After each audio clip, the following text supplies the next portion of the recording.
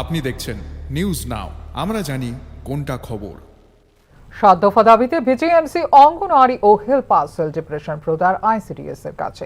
অঙ্গনওয়াড়ি কচিকাঁচা এবং গর্ভবতী মায়েদের পুষ্টির জন্য খাবার সামগ্রী সঠিক সময়ে প্রদান, অবসরপ্রাপ্ত শিক্ষিকাদের পেনশন দেওয়া সহ বিভিন্ন ৭ দফা দাবিতে সোচ্চার হল বিজেএমসি অনুমোদিত অঙ্গনওয়াড়ি ও হেল্পার সেল। তাদের অভিযোগ, সেন্টারের বিভিন্ন নথি মোবাইলের মাধ্যমে এন্ট্রি করতে হয়, যা খুবই অসুবিধাজনক। এর জন্য চাই পর্যাপ্ত মোবাইল ব্যালেন্স। কিছু কিছু ক্ষেত্রে শিক্ষিকারা নিজেদের বেতন থেকে ঘাটতি পূরণ করছেন, সেই টাকা ও সময় মতো পাচ্ছেন না তারা। আসামের মতো ত্রিপুরাতেও শিক্ষিকাদের জন্য পেনশন স্কিম চালু করার দাবি জানিয়ে বুধবার আইসিডিএস অধিকর্তার কাছে ডেপুটেশন প্রদান করেন বিজেএমসি অনুমোদিত অঙ্গনওয়াড়ি ও হেল্পার সেলের কর্মকর্তারা।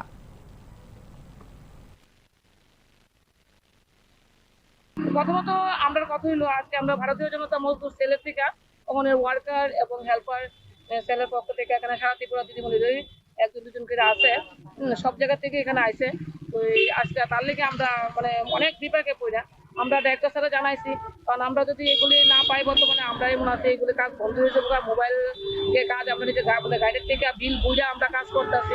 হ্যাঁ, আমরা বেনিফিশিয়ারিরা 5 লাখ টাকা আর 5,000 টাকা পাওয়া দেওয়া বা যারা 6,000 টাকা দ্বিতীয় কোনো 15,000 টাকা সেভ হয়, 5,000 সেভ। হ্যাঁ, আমরা এগুলো যদি আমরা অনলাইনে এন্ট্রি করা লাগতেছে এবং আমরা এই যে বেনিফিশিয়ারি খাবারগুলো শুরু থেকে দিতে লাগবো, এমএলএ কইতেছে, কাউন্সিলর কইতেছে, সবাই কইতেছে, কিন্তু আমরা তো দিতে রাজি দেন, আমরা তো টাকাটা কোথেকে ম্যানেজ করতাম এই ব্যাপারটা। আমরা এটা যদি এলাকা আজকে আমরা দপ্তরে জানাচ্ছি যে আপনারা যদি আমরা জিনিসগুলি পাঠায়